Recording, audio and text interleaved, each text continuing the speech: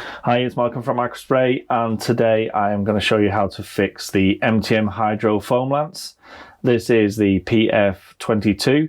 This is the older shape bottle. The new one is more triangular and it helps to be a little bit more steady when there's no chemical in it. If you've got one of these and it's not foaming, stay tuned. I'm going to show you how to fix it.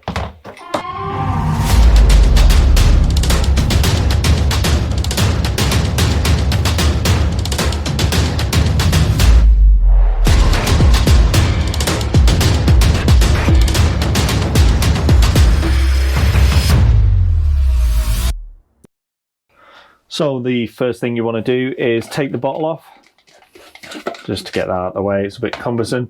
If you've had chemical in there and there's chemical in the tube, it's very easy to flick a droplet of chemical into your eyes or whatever, so just be careful of that. It is very painful when it happens. So take the tube off. 99% of the time it is just the small nozzle behind the quick release coupling, or if you've got the Karcher coupling or a Nilfish coupling or whatever pressure washer you have. This is the D12 Kranzle quick release. You have to take this off first. They come a lot of the times Loctited, which makes it a lot harder to get off. But it should come off okay unless somebody's used really heavy Loctite. And if they have, you can thank them, because we don't use that. So this one is PTFE, so it's not too bad. I will be putting PTFE back on it. The idea is just to get as much as you can off. Make sure there's nothing in that tube whatsoever that could block it up. So inside here is the nozzle. You get it out with a flat screwdriver where the slot is, and you just put the screwdriver in and just basically unscrew it.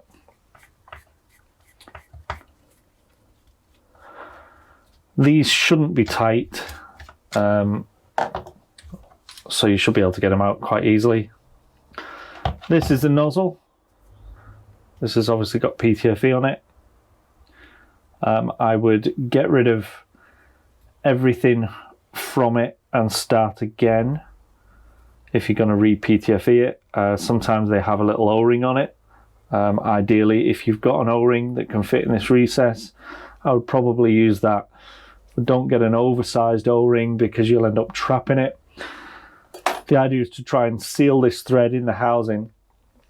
If you've not got the O-ring, obviously just use a little bit of PTFE, not too much, but you want the water to go through the hole and not around the threads. Everything that goes through the hole is going to make more of a venturi to suck the chemical up and out.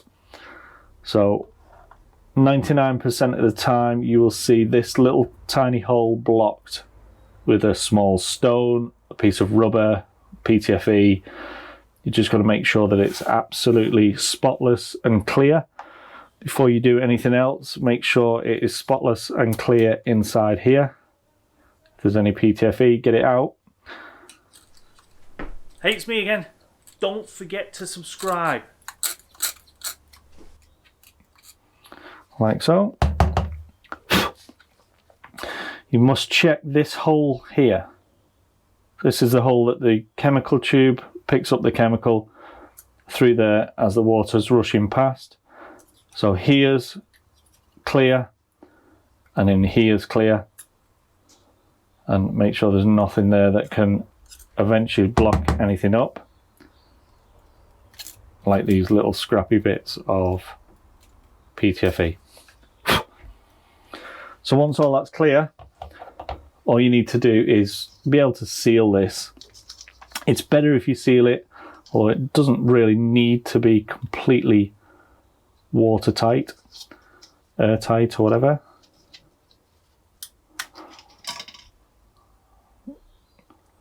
But it will direct the water more through the hole, which is what you want. So once it's all clear, pop that in, screw it up until it stops, but don't over tighten it. If you put your chemical tube on, your bottle.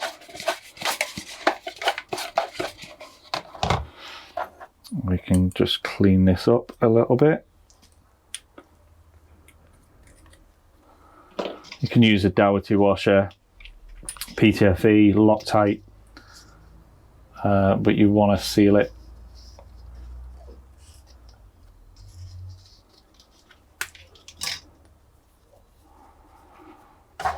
And then just screw that back on.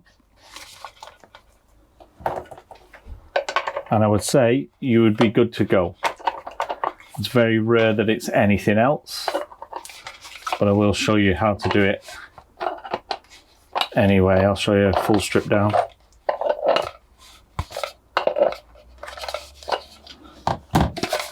So remember, just clean that nozzle, make sure all this is cleaned, sealed, your tube's back on, and it's clear in the hole underneath. So chances are you can stop your video, plug it in, try it, and I'm almost certain it'll work. But if it doesn't, head back, because now we're going to take this valve off. Everybody online, all these detailing websites are saying change the mesh. It's always the mesh. It's virtually never the mesh. They can get gunked up.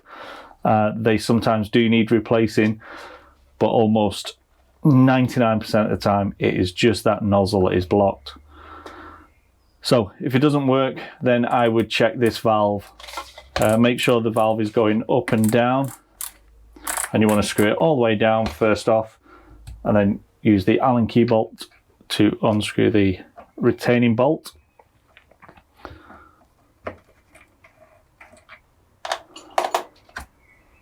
And take that off.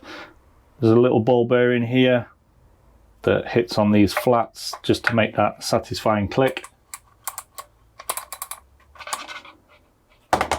Nothing else in there. Just don't lose the bolt. So the valve, you should be able to turn it a couple of turns with your hand. You want to just screw it all the way in, and you'll see a small little spring clip that you're going to need to take out. And the easiest way is make sure that the valve is in, and then you can just get a screwdriver just on the flat end and just pop it out like so. Just be careful that you don't ping it across the room, because you'll never find it again.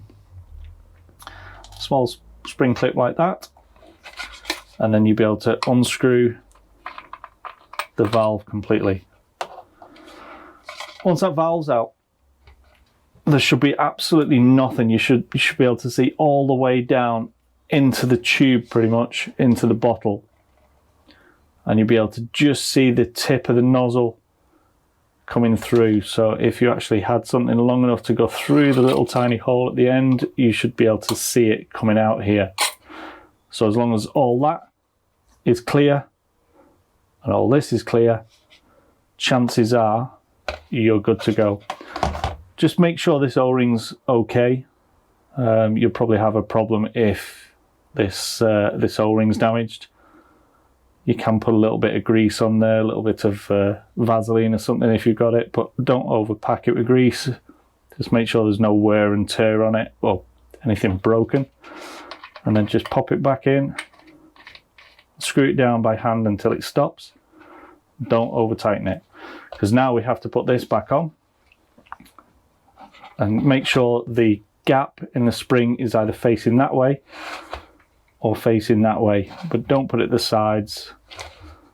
It's going to be easier to get off afterwards. So the idea is to get it in, hold it with your thumb a little bit, and put one side in, put your thumb over it so it doesn't pop out again, and then push in and down until it just clicks in place. Once it clicks in place, you can literally just put this cap back on. There is this little bit of plastic here that sometimes you'll find the MTM Hydro badge on there. They make them for a lot of people, so you probably find one of these with Karcher logo or another pressure washer make.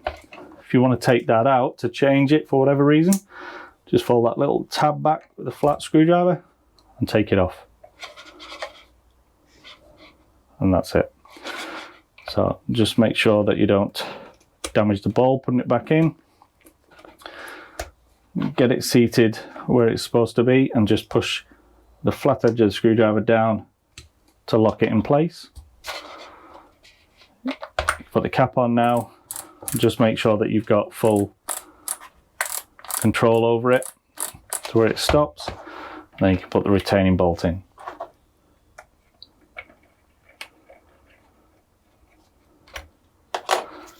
And again, if this nozzle, you did this nozzle and it didn't work, and then you've done this valve, try it again before you do anything else. If it still doesn't work, then chances are it is the little mesh in the end, and this is how to get that out. There's a pin here, and you get like a little spiky tool. You just have to watch your hands, or a little rivet, and push this pin out. And then you can grab it with some long nose pliers and just pull it away. And then this will just pull off. There's an O-ring here. That O-ring needs to be in place really. And if you look all the way down, you should see all the way through this with no blockages. You can actually put your gun on there and try it, and there should be chemical coming out of the end. If there is, then obviously there's something wrong with this bit. Now you can take the black area away from the grey area, but it's pretty much useless doing that unless you're trying to fix these fins. You would do that by just lifting these little tabs up and pulling it forward on both sides quite evenly, and then it will pull apart and you'll be able to get the fins. I'm not going to do that because it's pretty pointless to do. There is the white insert here that will need to come out. There's an O-ring behind it, and then the mesh as well. So sometimes you can just get a screwdriver and just push it down, and that is it. So there's an O-ring right down the bottom, which I will get out for you. Sometimes it'll fall out when you take the white insert out. So you have an O-ring, the mesh, and the little funnel. There's nothing else in here apart from the fins. And like I say, if you need to get the fins off, lift the tabs and slide this forward on both sides. You shouldn't really need to do anything with these. If you turn that and the fin opens and closes, don't take it apart. It's not worth the hassle. So now you can wash these meshes out. You can soak it in boiling water. You can also replace them, obviously. You should know if it's gunked in too much or not, but sometimes you can just clean them out. This one obviously is brand new, and you would fit it all the way down the bottom and then just slowly and surely fit it right into the recess. You'll be able to see when it's all the way home, because it'll be completely flush in there. Once it's all the way flush, that's when you want to pop the O-ring right down the bottom, and again with your little finger just make sure it's seated all the way around the bottom. Once it's flat in the bottom there, all you have to do is put the flat edge of this cone. So there's one flat edge and one sort of thin cone edge. That flat edge against that O-ring, pop in, and just push it with your finger until you know that it's home. Once you've done that, all you have to do is pop it back on, and then we're going to put the pin back in.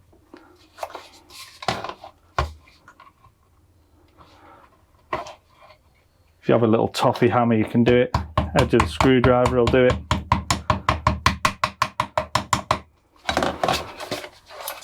That's it. all done.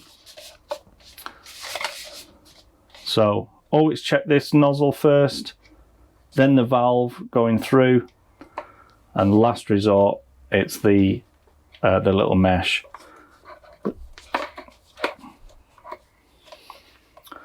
Always try and get that in a little bit.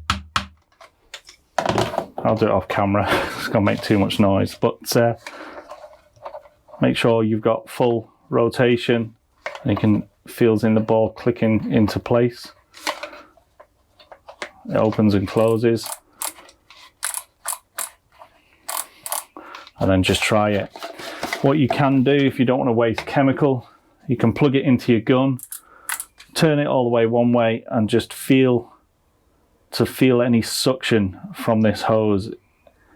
If you turn it all the way down the other way, do it again with pulling the trigger, you'll be able to feel that one will be more suction than the other, and that's when you know that it would be sucking chemical up. So that's a good sort of test to do. Apart from that, just be careful that chemical doesn't flick up at you, because that is a pain. And that's it. The MTM foam bottle, that's how to fix it and strip it down.